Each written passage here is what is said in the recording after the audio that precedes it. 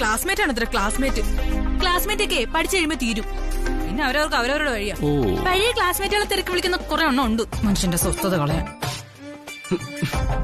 ഓ അപ്പൊ അതാണല്ലേ റീന വിളിച്ചതാണ് നിന്റെ ഈ ഒരുങ്ങി പുറപ്പെടലിന് കാരണം. ഒരു കാലത്ത് പെണ്ണുങ്ങളൊക്കെ മോഹിച്ച ഗന്ധർവനാണത്ര. മോഹിക്കാനാണ് ഇവർക്ക് കോളേജിൽ പോണേ.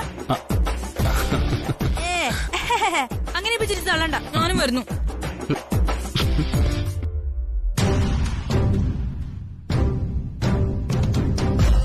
അങ്ങനെ ഇപ്പൊ ഈ കാമദേവനം ഒറ്റക്കൊരുത്തും കാണണ്ട. സംശയമൊക്കെ എന്റെ മുമ്പിൽ വെച്ച് ചോദിച്ചാ മതി. എനിക്കും പഠിക്കാലോ. സമയങ്ങളത് വാ, നമുക്ക് പോവാം.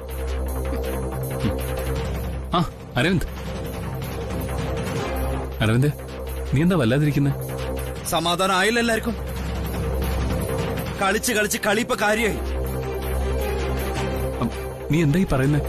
എല്ലാരും കൂടി തട്ടിക്കളിച്ച ദാസേട്ടന്റെ കാര്യം ഞാൻ ഈ പറയുന്നത്.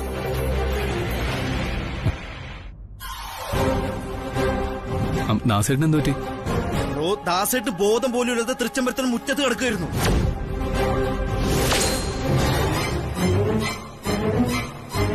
ഇതെപ്പോഴാ സംഭവിച്ചതെന്ന് എനിക്കറിയില്ല. നീ എന്താ അറിയണ്ടേ ഈ പറയുന്നേ? അതെ ബ്രോ, രാവിലെ സുജാതേച്ചിയാണ് കണ്ടത്. ഭായത്തിന് ഞാൻ ചെന്ന് നോക്കിയപ്പോ ശ്വാസം ഉണ്ടായിരുന്നു. അച്ഛനിപ്പോ ഇപ്പോഴല്ല തിരക്കേണ്ടത്. ഇങ്ങനെയൊന്നും ഉണ്ടാവാതെ നേരത്തെ നോക്കണമായിരുന്നു. ഏതായാലും പാവം ചത്തിട്ടൊന്നുമില്ല. വേണ്ട, അതിനിപ്പോ ദാസന്റെ തൃച്ചംബരത്തില്ല. പിന്നെ നീ ഹോസ്പിറ്റലാക്കിയോ? ഏത് ഹോസ്പിറ്റലാ? അതിന് ദാസന്റെ ഹോസ്പിറ്റലും ഇല്ല. പിന്നെ ഹോസ്പിറ്റലിലേക്ക് കൊണ്ടുപോകുന്ന വഴിക്ക് കാറിൽ വെച്ച് ബോധം വീണു. ഉടൻ തന്നെ കാറ് നിർത്തണം പറഞ്ഞ ഒരേ ബഹളമായിരുന്നു. എനിക്കറിയാം ഹോസ്പിറ്റലിൽ പോവാൻ. ആരുടെ സഹായം വേണ്ട. കിടന്നുപോയ ഒരു ഗ്ലാസ് വെള്ളം തരാൻ പോലും ആരും ഇല്ലാത്തവനാന്നും പറഞ്ഞ് നടു റോട്ടിൽ അങ്ങോട്ട് ഇറങ്ങിപ്പോയി.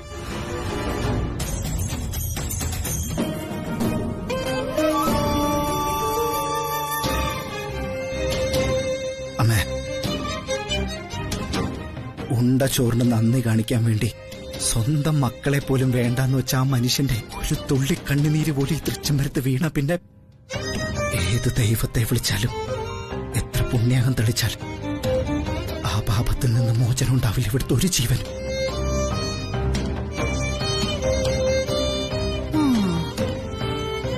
ജീവിച്ചിരിക്കുന്ന നമുക്ക് മാത്രമല്ല, ജനിക്കാൻ പോകുന്ന എന്റെയും ബ്രോയുടെയും കുഞ്ഞുങ്ങൾക്കും.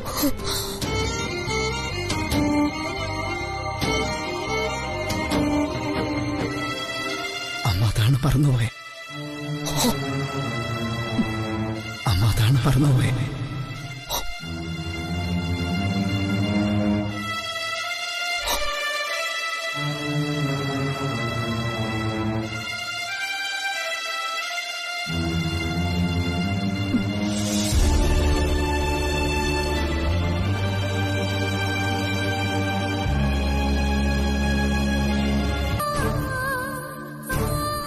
നമുക്ക് നമ്മൾ മാത്രമേ ഉള്ളൂ അനിയൻകുട്ടാ. പോകുന്നവരൊക്കെ പോട്ടെ. പാവ ചേച്ചി അച്ഛൻ. അച്ഛൻ എന്തെങ്കിലും സംഭവിച്ച അമ്മ ചേച്ചി ശപിക്കും, നോക്കിക്കും. ആ ശപിക്കട്ടെ. അമ്മ മാത്രല്ല, നീ ശപിച്ചോ. എല്ലാവർക്കും ശപിക്കാൻ പറ്റുന്നൊരു ജന്മമായി പോയില്ല എന്റേത്. ആരെന്ത് ചെയ്താലും അതിന്റെ ഭാരം ചുമക്കാൻ വേണ്ടി മാത്രം വിധിക്കപ്പെട്ടൊരു ജന്മം.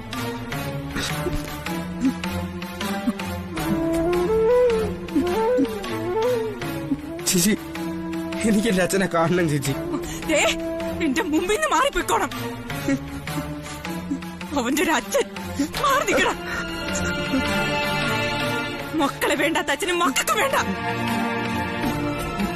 അതല്ല കണ്ടേ പറ്റുന്ന വാശിയാണെങ്കിൽ എവിടെയെന്ന് വെച്ചാ പോയി കാണ്. പിന്നെ ഇങ്ങോട്ടേക്ക് വന്നേക്കരുത്.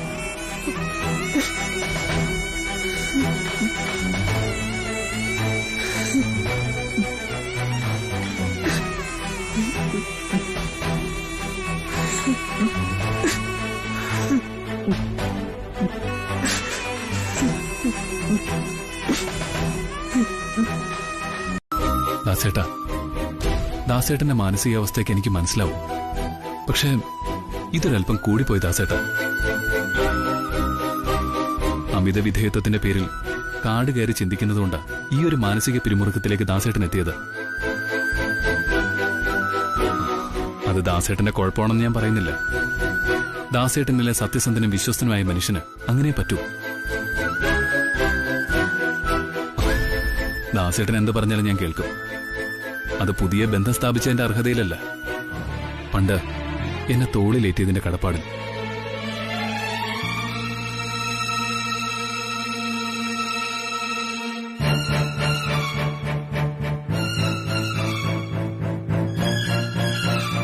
ദാസേട്ടനൊന്നും പറയാനില്ലേ? ഈ വിളിയാ മാറ്റേണ്ടത്. തൃച്ചംബരത്തെ അഖിലാണ്ടേശ്വരിയുടെ മകനായ വലിയ കുഞ്ഞെന്ന ചിത്രം മനസ്സിൽ നിളക്കി ദൂരെ എറിയണം. ആനന്ദ് കൃഷ്ണൻ എന്ന ഏതോ ഒരാളെ ദാസേട്ടന്റെ മരുമകനായി മനസ്സിൽ കുടിയിരുത്തണം. അങ്ങനെ ചെയ്താലേ ദാസേട്ടൻ എന്നെ സ്നേഹിക്കാനാവൂ. അങ്ങനെയല്ല ദാസേട്ട, ആനന്ദ് എന്ന് വിളിക്കണം. ഇനി മുതൽ അങ്ങനെ വിളിക്കാവൂ. അങ്ങനെ വിളിച്ചില്ലെങ്കിലേ ഞാൻ കല്യാണം കഴിച്ച ദാസേട്ടന്റെ മകൾ കല്യാണിയെ പഴയ അടുക്കളക്കാരിയായിട്ട് എനിക്ക് തോന്നിയാലോ?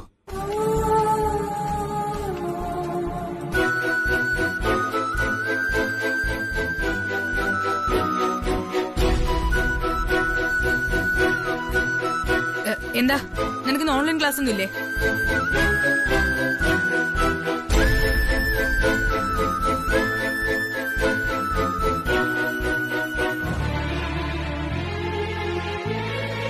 ഞാൻ ചോദിച്ചത് നീ കേട്ടില്ലേ? എനിക്ക് എന്റെ അച്ഛനെ വേണം. അച്ഛനെ കാണാതെ എനിക്ക് ജീവിക്കാൻ പറ്റില്ല. ഞാൻ അച്ഛനെ അന്വേഷിക്കാൻ പോവാ. നീ എവിടെ ചെന്ന് അന്വേഷിക്കാൻ പോണേ? ഞാൻ ഇവിടെയുള്ള എല്ലാ ആശുപത്രിയിലും കയറി ഇറങ്ങും. എവിടെയെങ്കിലും എന്റെ അച്ഛൻ കാണാതിരിക്കില്ല. ചേച്ചി എന്നെ തടയണ്ട. എനിക്ക് എന്റെ അച്ഛനെ കണ്ടേ പറ്റൂ. വെട്ടിയതുണ്ടല്ലോ.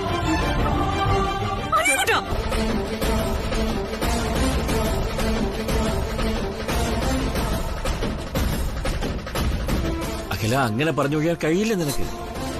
കൃഷ്ണേട്ടൻ പറയുന്നത് കേട്ടാ ഞാൻ മനഃപൂർവ്വം എന്തോ. അഖില, അതല്ല ഞാൻ പറഞ്ഞതിന്റെ അർത്ഥം. പിന്നെ അഖില, നീ വിളിച്ചിട്ട് ദാസ് ഇവിടെ വന്നു. അപ്പൊ ദാസിന്റെ സുരക്ഷിതത്വം ഉറപ്പാക്കേണ്ടത് നമ്മുടെ ഉത്തരവാദിത്വമാണ്. അറ്റ്ലീസ്റ്റ് ഇന്നലെ രാത്രി ബാഗുമായി പോകാൻ ഇറങ്ങിയ ദാസ് പോയോ തിരികെ കയറിയോ എന്നെങ്കിലും നമ്മൾ ഉറപ്പാക്കണമായിരുന്നു.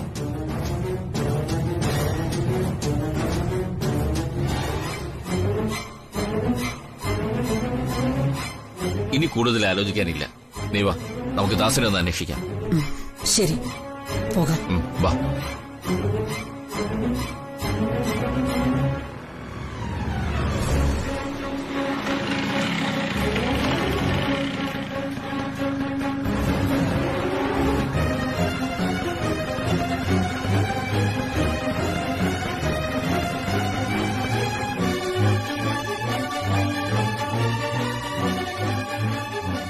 കൃഷ്ണേട്ടാ, ദാസേട്ടൻ.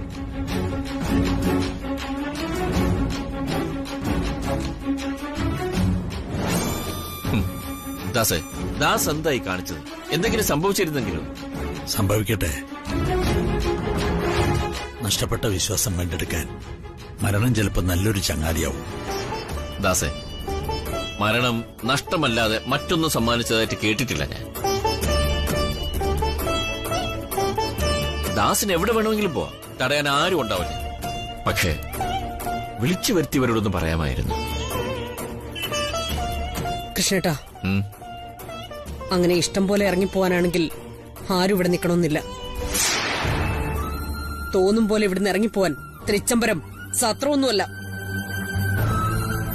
ദാസേട്ടന് പറഞ്ഞത് മനസ്സിലായോ? ആരും ഇവിടെ ബുദ്ധിമുട്ടി നിൽക്കണ്ടാന്ന്. പോകേണ്ടവർക്ക് പകൽ വെളിച്ചത്തിൽ പോവാം. എന്റെ ഒരു ബാഗ് ഇവിടെ ഉണ്ടായിരുന്നു. സുജാത,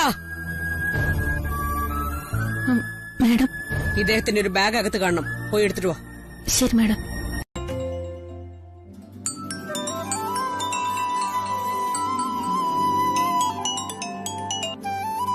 ഹലോ.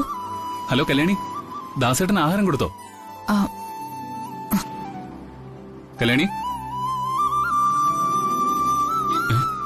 കട്ട് ചെയ്തോ?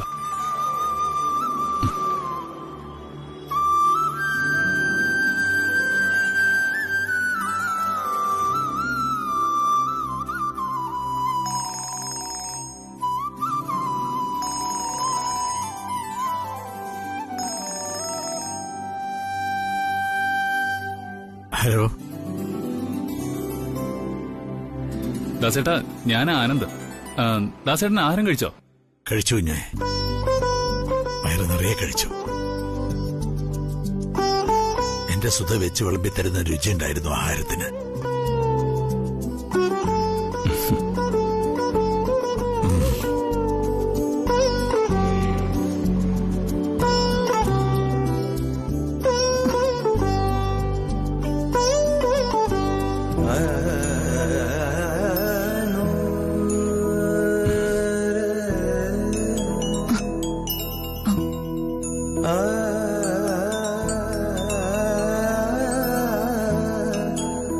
ഹലോ. കല്യാണി, നീ ഇപ്പോഴാ എന്റെ യഥാർത്ഥ കെട്ടിയോളായത്. ശരി.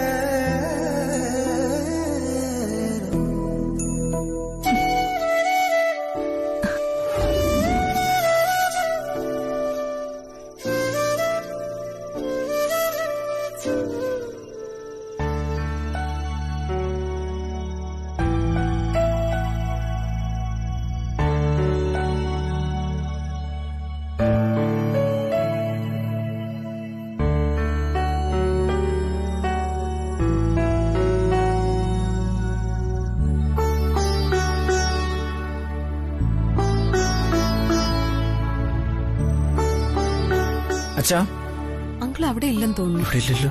അപ്പുറത്ത് നോക്ക് അരവിന്ദ്.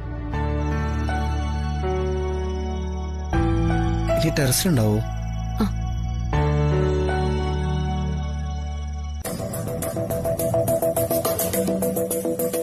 അങ്കിൾ എന്താ സിഗരറ്റ് വലിക്കുന്ന? ചില്ല.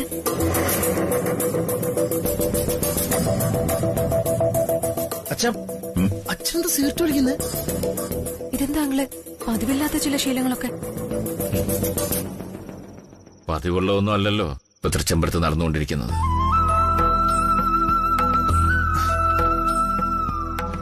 അച്ഛാ, ഞങ്ങളിപ്പോ വന്നത് വളരെ സന്തോഷമുള്ളൊരു കാര്യം പറയാനാ.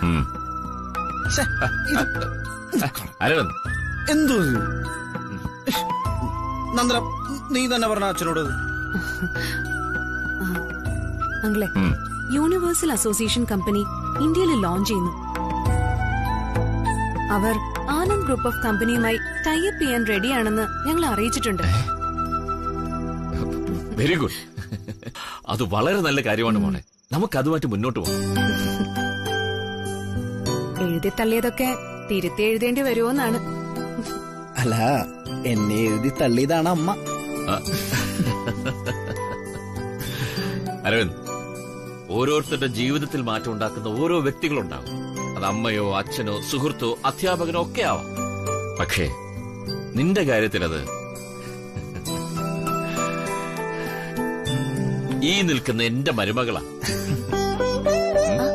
അഖിലാന്റെ ഇക്കാര്യം അറിയുമ്പോ നല്ലൊരു സർപ്രൈസ് ആയിരിക്കും അല്ലെങ്കിൽ? എന്ത് സർപ്രൈസ്? അവൾ അതിലും വലിയൊരു സർപ്രൈസ് എനിക്ക് തന്നിട്ടിരിക്കുകയാണ്. എന്താ?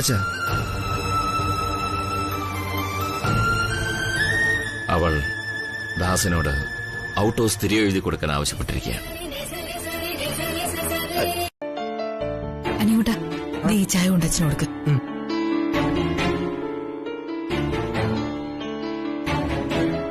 അച്ഛാ, അച്ഛാ,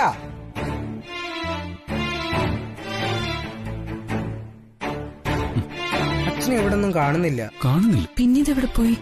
അച്ഛാ, അനിയൂട്ടാ, ദോ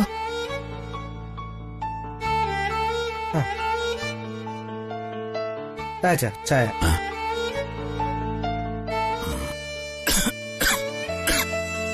അച്ഛനെന്താ സുഖമില്ലേ? അയ്യോ, പനിയുണ്ടല്ലോ.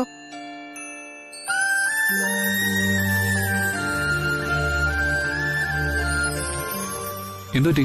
പനിയുണ്ടോ ദാസേട്ടാ? ഇല്ല വല്ലുഞ്ഞെ, അവന് തോന്നിയതാ.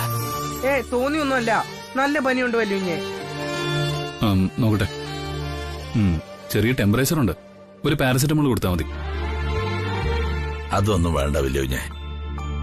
ഞാൻ ചുക്കും കുരുമുളകും തുളസിയിട്ട് കാപ്പിയിട്ട് കുടിച്ചോളാം. അത് കഴിഞ്ഞ് ആവി പിടിച്ചാ മതി. അത് കുടിച്ചോളൂ. ഒരു ഗുളിക കൂടി കഴിക്കുന്നുണ്ട്, കുഴപ്പമൊന്നും വരാൻ പോകുന്നില്ലല്ലോ. അതൊന്നും വേണ്ട, ഇതിപ്പോ മാറിക്കോളൂ. ഞാൻ ഇന്നലെ ഒത്തിരി സ്വപ്നം കണ്ടു. അതാ ദുസ്വപ്നങ്ങൾ കണ്ട പനി വരും. അച്ഛൻ വല്ല ഭൂതത്തെയോ പ്രയത്തെയോ ആണോ സ്വപ്നം കണ്ടത്? ആ, നിങ്ങൾക്കതൊക്കെ ഭൂതമോ പ്രേതമോ ഒക്കെ ആയിരിക്കാം. എനിക്കത് ദേവതയാ, സുധിയാ ഞാൻ സ്വപ്നം കണ്ടത്. നിങ്ങളുടെ അമ്മയെ.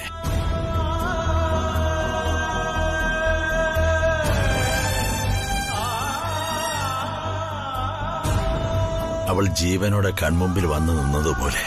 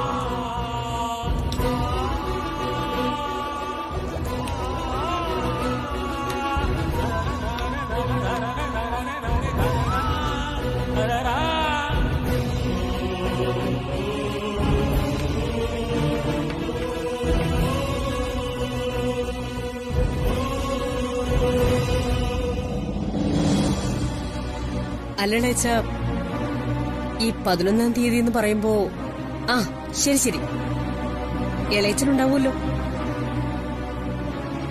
എനിക്ക് ഇളയച്ചനൊന്ന് കാണണമായിരുന്നു.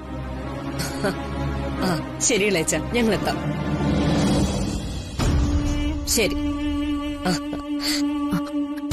ആന്റി. നന്ദന. ആന്റി, വളരെ സന്തോഷമുള്ളൊരു കാര്യം പറയാനാ ഞാൻ വന്നത്. ആഹാ, എന്താ അത്ര വലിയ സന്തോഷമുള്ള കാര്യം? ഇന്ന് ഞാനും അരവിന്ദും ഒരു മീറ്റിംഗിൽ പങ്കെടുക്കുന്നുണ്ട്. എന്ത് മീറ്റിംഗ്? അത് യൂണിവേഴ്സൽ ഗ്രൂപ്പിന്റെ ഒരു കമ്പനി ഇന്ത്യയിൽ ലോഞ്ച് ചെയ്യുന്നുണ്ട്. ആനന്ദ് ഗ്രൂപ്പ് ഓഫ് കമ്പനീസുമായി ഒരു ടൈപ്പ് എഗ്രിമെന്റ് ചെയ്യാൻ താല്പര്യമുണ്ടെന്ന് അവർ അറിയിച്ചിട്ടുണ്ട്. അതിന്റെ ഫസ്റ്റ് മീറ്റിംഗ് 200 കോടിയുടെ project. Wow, very good. I am really proud of U.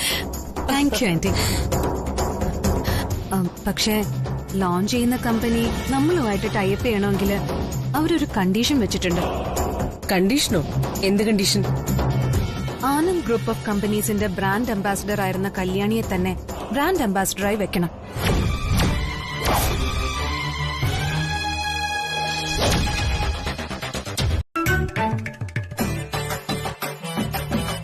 ജോലിക്കൊന്നും പോകാതെ ഇങ്ങനെ അടങ്ങിയിരുന്നൊരു ശീലവുമില്ല. ഇങ്ങനെ പോയാ എനിക്ക് ഭ്രാന്ത് പിടിക്കും. അല്ല, എനിക്ക് ഭ്രാന്ത് പിടിച്ചാലും കുഴപ്പമൊന്നുമില്ലാന്ന് വിചാരിക്കുന്നവരും ഉണ്ടാകും. അങ്ങനെ വിചാരിക്കാത്തവരുണ്ടെങ്കിൽ അവരെന്നെ സഹായിക്കാതിരിക്കില്ല.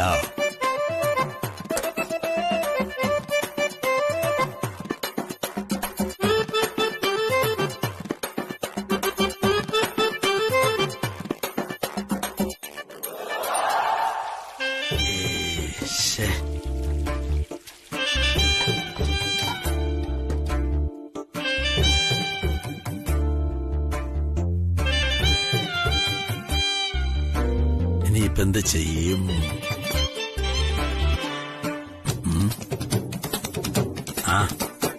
ഞാനേതായാലും അമ്പലം വരെ ഒന്ന് പോവുക. ദൈവം എന്തെങ്കിലും ഒരു വഴി കാണിച്ചു തരാതിരിക്കില്ല.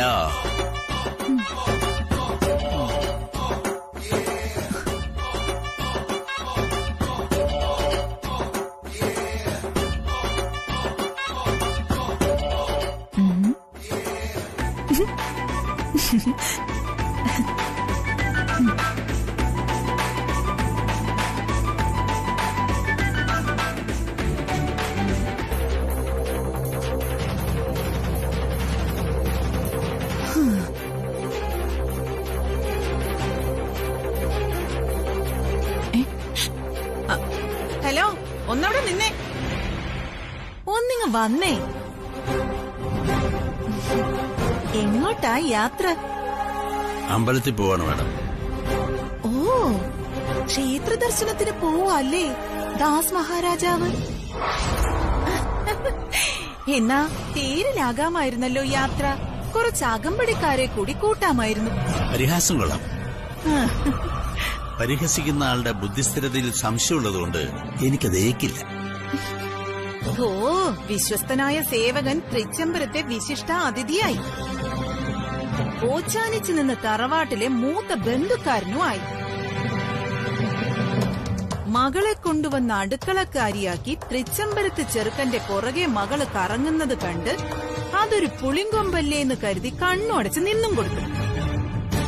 ഒരു സുപ്രഭാതത്തിൽ വിനീത ദാസന്റെ മകൾ കോടീശ്വരപുത്രനായ ആനന്ദിന്റെ ഭാര്യയായി. അയ്യോ, കാണപ്പെട്ട ദൈവത്തിന്റെ മകൻ മകളുടെ കഴുത്തിൽ താലി കെട്ടിയതറിഞ്ഞപ്പോ രോഷപ്രകടനം, അഖിലാമേടത്തോട് പ്രതിഷേധം, പലതരം നാടകങ്ങൾ, ഒടുവില് തന്ത്രപൂർവ്വം നാട്ടിലേക്കൊരു ഒളിച്ചോട്ടം. പോയാ? നാണയില്ലേ മനുഷ്യ നിങ്ങൾക്ക്? പറഞ്ഞു കഴിഞ്ഞോ? പറഞ്ഞു തുടങ്ങിയതേ ഉള്ളൂ. എന്താ നിർത്തിക്കോ. പണ്ടൊക്കെ നിങ്ങൾ പറയുന്നത് ഞാൻ ഒത്തിരി കേട്ടിട്ടുണ്ട്. അന്ന് ഞാൻ ഈ തൃച്ചംബരത്തെ ഒരു ജോലിക്കാരനായ ഡ്രൈവറായിരുന്നു. നിങ്ങൾ പറയുന്നതൊന്നും കേൾക്കാൻ ബാധ്യസ്ഥനല്ലെങ്കിലും മാഡത്തിനോട് ശിവരാമ സാറിനോടുള്ള സ്നേഹവും ബഹുമാനവും കൊണ്ട് ഞാനതങ്ങ് ക്ഷമിച്ചു. പക്ഷെ ഇന്നത് കേട്ടു നിൽക്കേണ്ട ആവശ്യം ദാസിനില്ല. ഇന്നത് കേട്ടു നിൽക്കേണ്ട ആവശ്യം ആ ഡ്രൈവർ ദാസിന് ഇല്ലെന്നൊക്കെ എനിക്കറിയാം. ഇന്ന് ഇയാള് തൃച്ചംബരത്ത് ആനന്ദകൃഷ്ണന്റെ അമ്മായിയച്ഛനല്ലേ? വളയം പിടിച്ച് തൃച്ചംബരത്തിന്റെ ഔദാര്യത്തിൽ കഴിഞ്ഞിരുന്ന നിങ്ങൾ തൃച്ചംബരത്തെ സപ്രമഞ്ചത്തിൽ വരെ അന്തി ഉറങ്ങി. ഞാനൊരു തൊഴിൽ ചെയ്ത് ജീവിച്ചു എന്ന് പറയാം. മാഡം പരദൂഷണം പറഞ്ഞ് ജീവിക്കുന്നു. നിർത്ത. ഔട്ട് ഹൗസിലെ പൊറുതി ഞാൻ ഇന്ന് അവസാനിപ്പിക്കും. തന്റെ കൂടും കുടുക്കയൊക്കെ എടുത്ത് ഞാൻ പുറത്തേക്ക് എറിയും. കൈവിറയ്ക്കും. എന്തോ കൈവിറയ്ക്കും. മാഡത്തിന് ധൈര്യം ഉണ്ടെങ്കിലേ അതെടുത്തൊന്ന് എറിഞ്ഞു നോക്ക്. അപ്പൊ കാണാം. മര്യാദക്കൊക്കെ പെരുമാറിയാൽ നിങ്ങൾക്ക് നല്ലത്. അല്ലെങ്കിൽ ഞാനെന്നല്ല, ആരും നിങ്ങളെ വകവയ്ക്കില്ല. ഞാൻ അമ്പലത്തിലേക്ക് പോവാ. വേണമെങ്കില് നിങ്ങൾക്ക് നല്ല ബുദ്ധി തോന്നാൻ ഞാൻ ദൈവത്തിനോട് പ്രാർത്ഥിക്കാം. ഗണപതിക്ക് ഒരു തേങ്ങ ഉടച്ചേക്കാം.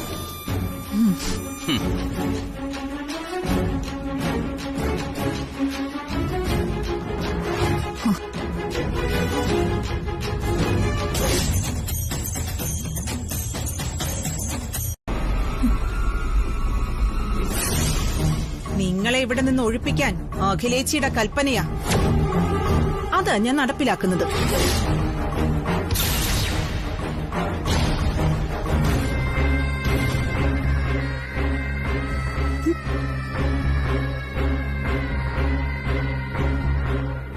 എല്ലാം പെറുക്കി എറിയടോ.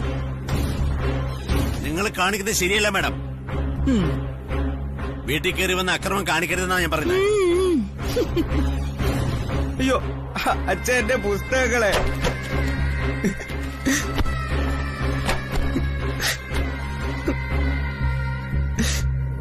ചേച്ചി, പിന്നെ നിധികുംഭങ്ങളാണല്ലോ പുസ്തകങ്ങള്. വല്ല ഹോട്ടലിൽ എച്ചിൽ പാത്രം കഴുകി ജീവിക്കേണ്ട ഇവനൊക്കെ കളക്ടറാവാൻ നടക്കുന്നു. ഓന്റെ ഒരു പുസ്തകങ്ങളും.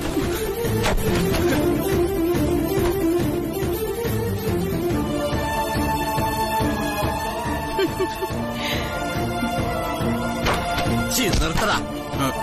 ഞാൻ താമസിക്കുന്ന എന്റെ വീട്ടിൽ കയറി വന്ന് അക്രമം കാണിക്കുന്നു. അയ്യോ, ഇറങ്ങിപ്പോടാ അവിടുന്ന്. ഒരെണ്ണത്തിന് ഞാൻ വെറുതെ വിടില്ല. എന്താണോ നോക്കി നിൽക്കുന്നേ? ചവിട്ടി കൊല്ലടോ. ഇവരെയൊക്കെ ചവിട്ടി കൊന്നാലും ചോദിക്കാൻ ഒരു പട്ടിയും വരില്ല. അച്ഛാ, എന്റെ അച്ഛനെ വിടറാ. എന്റെ അച്ഛനൊന്നും ചെയ്യല്ലേ. അച്ഛനൊന്നും ചെയ്യില്ലെന്നാ.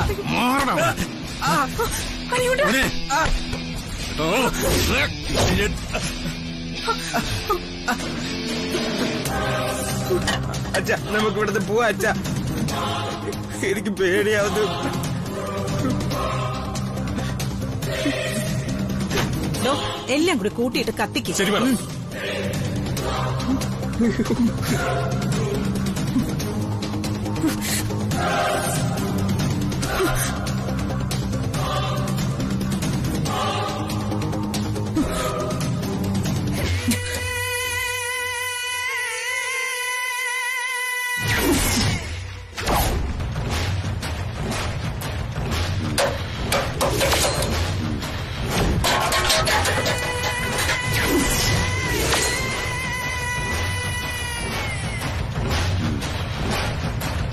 അയ്യോ ചേട്ടാ കത്തിക്കല്ലേ അച്ഛ.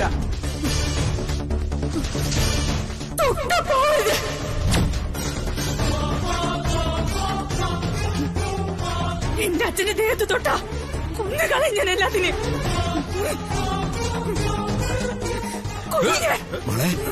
ജീവിക്കാൻ അനുവദിച്ചില്ലെങ്കിൽ മോളെ ഡോ, അവളുടെ കയ്യിന്ന് ആ വെട്ടുകത്തി പിടിച്ചു വാങ്ങിച്ചിട്ട് അവളെയും കൂടി എടുത്തിട്ട് കത്തിക്ക്. എല്ലാത്തിനും കൂട്ടിയിട്ട് മണ്ണെണ്ണ ഒഴിച്ച് കത്തിക്കുന്നു. അടുക്കരുത്, അടുത്ത് കഴിഞ്ഞാൽ കൊല്ലും ഞാൻ.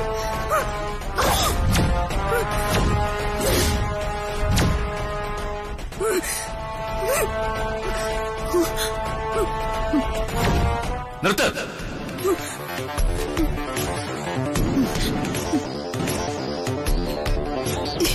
കല്യാണി,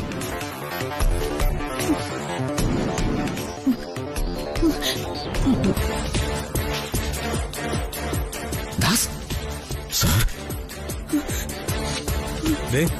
തൃച്ചമ്പറ്റ ശിവരാമൻ സാറാണല്ലോ ആ വന്നിരിക്കുന്നത്.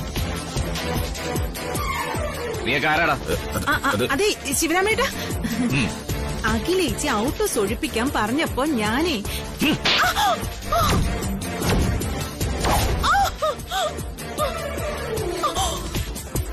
ധിക്കാരം കാണിക്കുന്നോടി. ഈ ഔട്ട് ഹൗസ് താമസിക്കുന്ന ആരാണെന്ന് അറിയോ നിനക്ക്? തൃച്ചമ്പുറത്ത് ശിവരാമകൃഷ്ണന്റെയും അഖിലാണ്ടേശ്വരിയുടെ മകനായ ആനന്ദകൃഷ്ണനും അവന്റെ ഭാര്യ കല്യാണിയുമാണ്.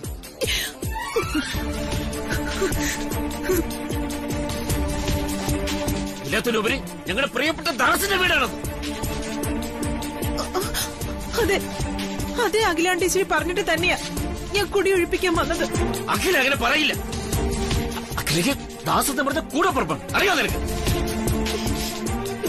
ശിവരാമേട്ടാ, അത്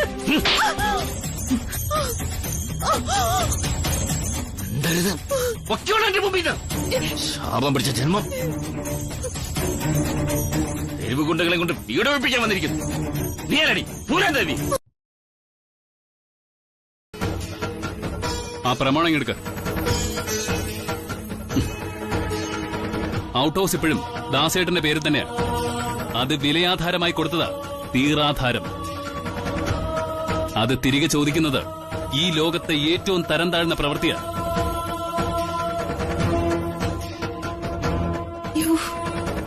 എന്നാലും തിരികെ വേണോന്ന് ആവശ്യപ്പെട്ടപ്പോ പറ്റില്ലാന്ന് ദാസേട്ടൻ പറഞ്ഞിട്ടില്ല. ഈ മനുഷ്യൻ അങ്ങനെ ഒരിക്കലും പറയില്ലെന്ന് നന്നായിട്ട് അറിയാവുന്ന ആളാ അമ്മ.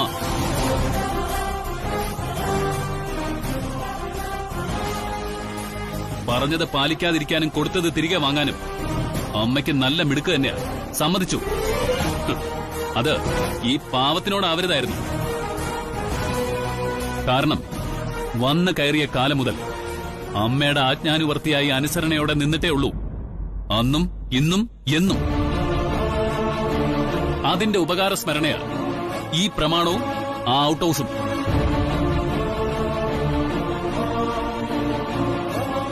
ദാസേട്ടന്റെ പേരിലിരിക്കുന്ന ഔട്ട് ഹൗസ് ദാസേട്ടൻ പോലും അറിയാതെ തെമ്മാടികളെ വരുത്തി ഒഴിപ്പിക്കാൻ നോക്കിയതല്ലേ. ഇനി അങ്ങനെ ഒഴിപ്പിച്ചെടുത്താ മതി.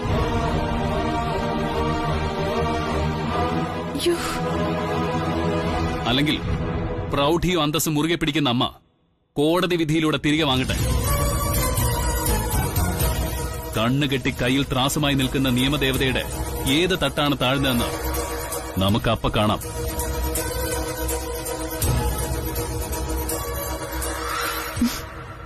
ദാസേട്ടൻ വാ. വാ ദാസേട്ടാ.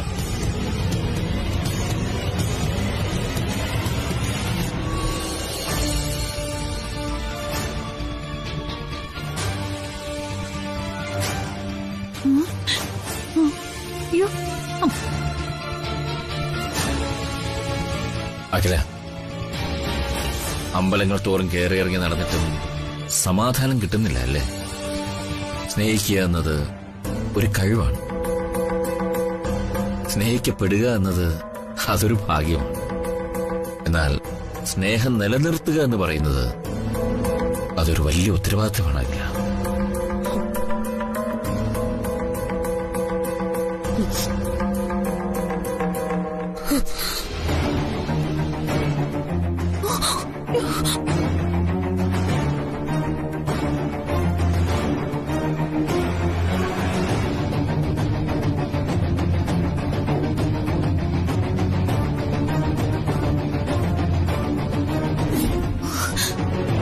അയ്യോ,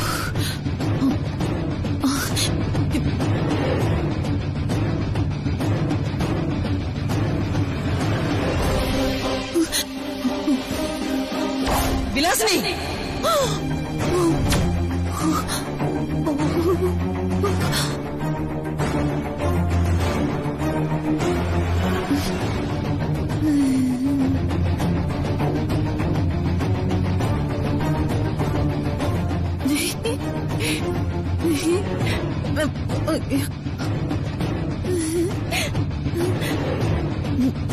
എന്താ ചേച്ചി?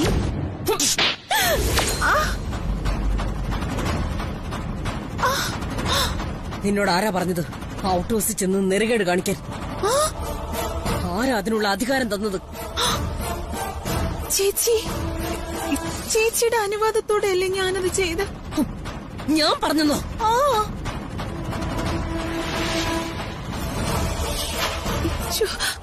ചേച്ചിയുടെ ഉപ്പും ചോറും തിന്ന് ചേച്ചിയെ തോൽപ്പിക്കാൻ ശ്രമിച്ചവരോടാ ഞാൻ പ്രതികരിച്ചത്. അതൊരു അനിയത്തിയുടെ കടമയാണെന്ന് ഞാൻ കരുതിപ്പോയി. അനുജത്തിയുടെ കടമ. പുരയ്ക്ക് തീ പിടിക്കുമ്പോ വാഴ വെട്ടുന്ന നിന്റെ സ്ഥിരം തന്ത്രം നീ കാണിച്ചെന്ന് എനിക്ക് നന്നായിട്ടറിയാം. അയ്യോ, ഞാൻ എന്താ നോക്കുന്നേ? നീ ആരാണെന്നും നിന്റെ സ്വഭാവം എന്താണെന്നും എനിക്ക് അറിയില്ലെന്നാണോ നീ കരുതിയത്?